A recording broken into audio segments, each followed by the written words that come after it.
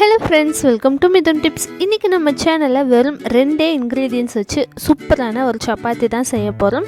இதுக்கு side dish எதுவுமே தேவையில்லை. ரொம்பவே சுவையா ரொம்ப கம்மியான நேரத்துல செய்யக்கூடிய ஒரு சப்பாத்தி தான் இது. சோ இந்த வீடியோக்குள்ள போகிறதுக்கு முன்னாடி நம்ம சேனலை இன்னும் நீங்க சப்ஸ்கிரைப் பண்ணலனா மறக்காம கீழ இருக்க ரெட் பட்டன் பிரஸ் பண்ணிக்கோங்க. அப்படியே பக்கத்துல இருக்க பெல் ஐகானும் பிரஸ் பண்ணிக்கோங்க. வாங்க வீடியோக்குள்ள போகலாம். இந்த சப்பாத்தி செய்யறதுக்கு 1 கப் கோதுமை மாவு நான் எடுத்துர்க்கேன். இது 4 சப்பாத்தி வரும். இது கூட 1/2 டீஸ்பூன் அளவுக்கு ஓமம் சேர்த்திருக்கேன். உங்களுக்கு ஓமம் பிடிக்காது அப்படிங்கும்போது நீங்க சீரகம் சேர்த்திக்கலாம் அல்லது எள்ளு சேர்த்திக்கலாம். இப்போ 1/2 டீஸ்பூன் அளவுக்கு சீரகத்தூள் சேர்த்திருக்கேன். 1/4 டீஸ்பூன் அளவுக்கு மஞ்சள் தூள்,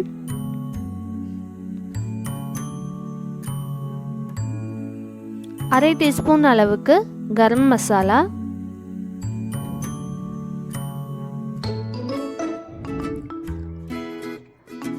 காரத்துக்கு தகுந்த மாதிரி சில்லி பவுடர் சேர்த்திக்கோங்க. ரெட் சில்லி பவுடர் வந்துட்டு நான் 1/2 டீஸ்பூனுக்கும் கொஞ்சம் கம்மியாக தான் எடுத்திருக்கேன்.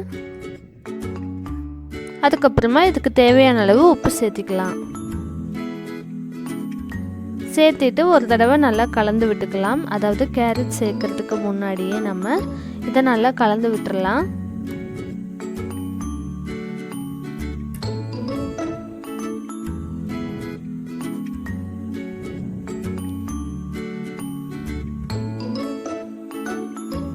இந்த ரெசிபியில் மெயின் இன்க்ரீடியன்ட்ஸ்னே பார்த்தீங்கன்னா வெறும் கேரட் 1, அதுக்கப்புறமா கோதுமை மாவு 1 கப், அவ்வளோதான் நம்ம எடுத்திருக்கோம். ரொம்ப சிம்பிளாக சீக்கிரமாக ரொம்ப டேஸ்டியாக செய்யக்கூடிய ஒரு ரெசிபி தான் இது. இதில் நம்ம வெங்காயம், பச்சை மிளகாய் இந்த மாதிரி எதுவுமே சேர்த்துக்க போகிறது கிடையாது. அடுத்தது நம்ம மாவு நல்லா கலக்கி விட்டதுக்கு அப்புறமா 1 கேரட் வந்துட்டு இந்த மாதிரி துருவிட்டு அதை சேர்த்திடலாம். 1 கப் கோதுமை மாவுக்கு 1 கேரட் வந்துட்டு கரெக்டாக இருக்கும். ஒரு மீடியம் சைஸ் கேரட் தான் நான் எடுத்திருக்கேன். இதையும் இந்த மாவுல நல்லா கலந்து விட்டுறலாம்.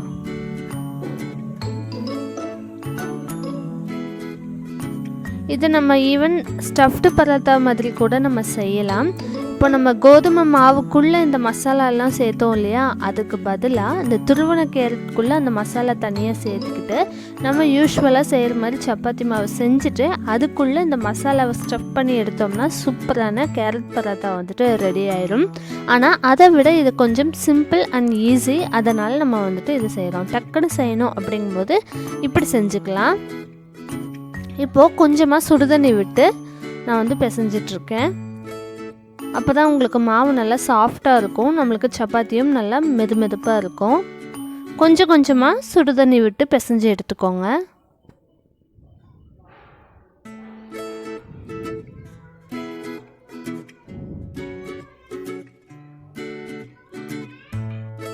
நம்ம போட்டிருக்க மசாலா, அதுக்கப்புறம் கேரட் துருவல் இதெல்லாமே வந்துட்டு மாவில் நல்லா மிக்ஸ் ஆகிற மாதிரி நல்லா கலந்து விட்டுக்கோங்க. ஸோ இந்த மாதிரி நம்ம வந்துட்டு பிசைஞ்சு எடுத்தாச்சு. இது கூட நம்ம கொஞ்சமாக எண்ணெய் சேர்த்தி நல்லா உருட்டி வச்சிடலாம். ஒரு 30 மினிட்ஸ் போல் அது ஊறட்டும். அப்போ தான் நல்லா சாஃப்டான சப்பாத்தி நம்மளுக்கு கிடைக்கும். எண்ணெயோ அல்லது நெய் உங்களுக்கு விருப்பப்பட்ட மாதிரி ஏதாவது ஒன்று 1 டீஸ்பூன் அளவுக்கு சேர்த்திட்டு நல்லா இந்த மாதிரி உருட்டி விட்டு மூடி வச்சிடலாம்.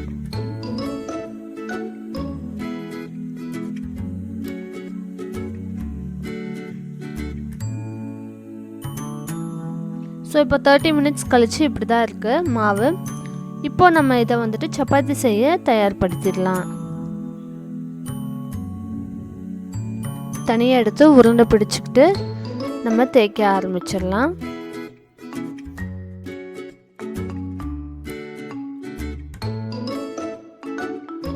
இப்போ இந்த மாதிரி ஒரு லெமன் சைஸ் அளவுக்கு மாவு எடுத்துக்கலாம். இதே சைஸில் இருக்கும்போது உங்களுக்கு 4 சப்பாத்தி கிடைக்கும். அதுக்கப்புறமா அதை லேசாக தட்டிட்டு கோதுமை மாவில் இந்த மாதிரி போட்டு நல்லா டஸ்ட் பண்ணி எடுத்துக்கலாம். அப்போ நம்ம தேய்க்கிறதுக்கு ரொம்ப ஈஸியாக இருக்கும்.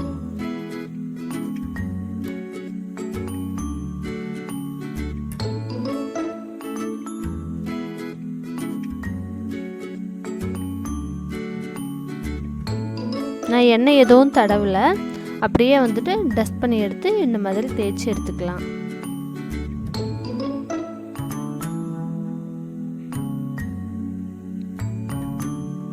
நீங்கள் நல்லா லேசாக கூட தேய்ச்சி எடுத்துக்கலாம். உங்களுக்கு ரோல் பண்ணி சாப்பிட்றதுக்கு கூட நல்லாயிருக்கும். அதுக்கப்புறமா பேன் ஹீட் பண்ணிவிட்டு நெய்யோ அல்லது எண்ணெயோ 1 டீஸ்பூன் அளவுக்கு விட்டு ஹீட் பண்ணிவிட்டு அதுக்கப்புறமா நம்ம தேய்ச்சி வச்சுருக்க அந்த சப்பாத்தி மாவு இதில் சேர்த்து சுட்டு எடுத்துடலாம்.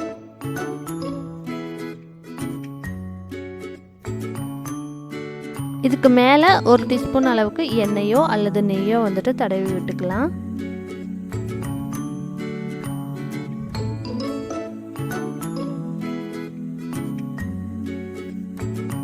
இதே இந்த மாதிரி லைட்டாக அப்பப்போ திருப்பி போட்டுக்கோங்க. இது பார்த்திங்கன்னா லைட் ப்ரௌன் ஷேட் வரணும். அங்கங்கே ப்ரௌன் டாட்ஸ் வர்ற வரைக்கும் வந்துட்டு நம்ம இதை குக் பண்ணணும். இந்த சப்பாத்திக்கு பார்த்திங்கன்னா சைடிஷ் கண்டிப்பாக தேவைப்படாது. ஏன்னா நம்ம கேரட் கூட மிளகாய் தூள், அதுக்கப்புறம் கரம் மசாலா, சீரகத்தூள் இந்த மாதிரி எல்லாமே சேர்த்திருக்கும் போது உங்களுக்கு நல்லா சாப்பிட்றதுக்கு அந்த மசாலா வாசனையோட நல்லா ஸ்பைஸியாக இருக்கும். ஸோ நம்மளுக்கு சைடிஷ் தேவைப்படாது. ஒருவேளை உங்களுக்கு கண்டிப்பாக சைடிஷ் வேணும் அப்படின்னு யோசிச்சிங்கன்னா இதுக்கு நல்லா கெட்டியான தயிரில் கொஞ்சமாக மிளகாய்த்தூள், அதுக்கப்புறமா உப்பு, அதுக்கப்புறம் கொஞ்சமாக மல்லி இலை இதை வந்துட்டு கலந்து விட்டுட்டு அப்படியே வந்து நம்ம அதை தொட்டு சாப்பிடும்போது ரொம்ப நல்ல காம்பினேஷனாக இருக்கும். ஏன்னா இது வந்து நல்லா ஸ்பைஸியாக இருக்கிறதுக்கு அந்த கர்டு வந்துட்டு இதுக்கு நல்ல ஒரு காம்பினேஷனாக இருக்கும். புது விதமாகவும் இருக்கும். நீங்கள் ட்ரை பண்ணி பாருங்கள். இப்போ பார்த்திங்கன்னா இந்த சப்பாத்தி ரெடி ஆயிடுச்சு. நான் ஏற்கனவே சொன்ன மாதிரி இந்த ப்ரௌன் டாட்ஸ் எல்லாமே வந்துருச்சு. ஸோ இதை நம்ம அப்படியே சுட சுட சர்வ் பண்ணிடலாம். ரொம்ப கம்மி நேரத்தில் கம்மியான இன்க்ரீடியன்ட்ஸ் வச்சு சூப்பரான ஒரு ரெசிபி வந்து இன்றைக்கி நம்ம பார்த்தாச்சு. இந்த வீடியோ உங்களுக்கு பிடிச்சிருந்தா லைக் பண்ணி ஷேர் பண்ணி மறக்காமல் சப்ஸ்கிரைப் பண்ணிக்கோங்க.